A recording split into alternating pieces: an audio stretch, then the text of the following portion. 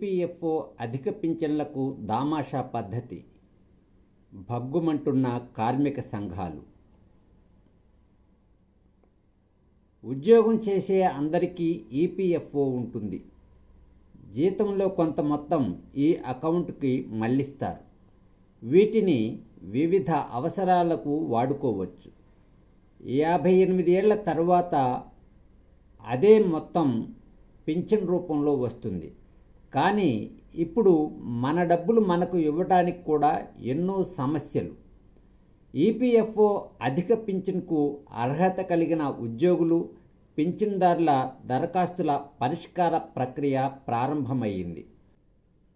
Supreme court తీర్పు వెలువడిన దాదాపు ఏడాది తర్వాత ఖరారైన పింఛన్ చెల్లింపు పత్రాలు జారీ అవుతున్నాయి.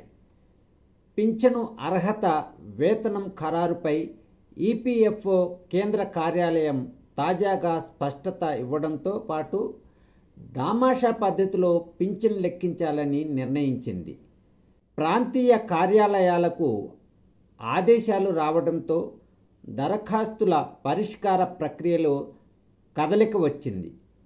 ఒకే పార్ట్ కింద లెక్కించే విధానంతో పోలిస్తే దామాషా పద్ధతిలో వచ్చే పింఛన్ 30 నుండి 35% పైగా తగ్గిపోతుంది. దీంతోపాటు చందాదారుడిగా 20 ఏళ్లు పూర్తి చేసిన వారికి ఇచ్చే 2 ఏళ్ల బోనస్ను పార్ట్ బి సర్వీసులో కలిపి లెక్కించడంపై కార్మిక సంఘాలు ఆగ్రహం వ్యక్తం చేస్తున్నాయి. సుప్రీంకోర్టు ఆదేశాల మేరకు అధిక పింఛన్ కోసం దేశవ్యాప్తంగా 17,48,768 మంది దరఖాస్తు చేశారు. వీరిలో 2014 సెప్టెంబర్ 1 కన్నా ముందు ఉద్యోగ విరమణ చేసిన వారు 4,10,039 మంది ఉంటే, ఆ తేదీ తరువాత రిటైర్ అయిన లేక రిటైర్ కానున్న వారు 13,38,729 మంది.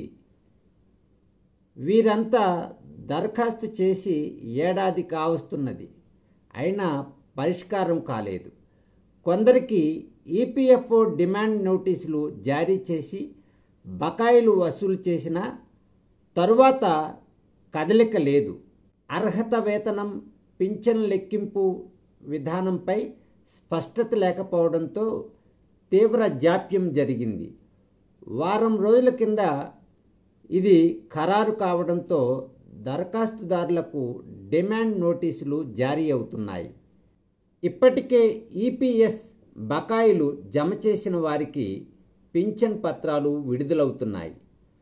1995 నవంబర్ 15 తర్వాత సర్వీసులో చేరిన వారికి పార్ట్ బి, పార్ట్ సి కింద, అంతకు ముందు నుంచి ఈపీఎఫ్ చందాదారుడిగా ఉన్నవారికి part A, part B, part C కింద పింఛను లెక్కిస్తున్నారు.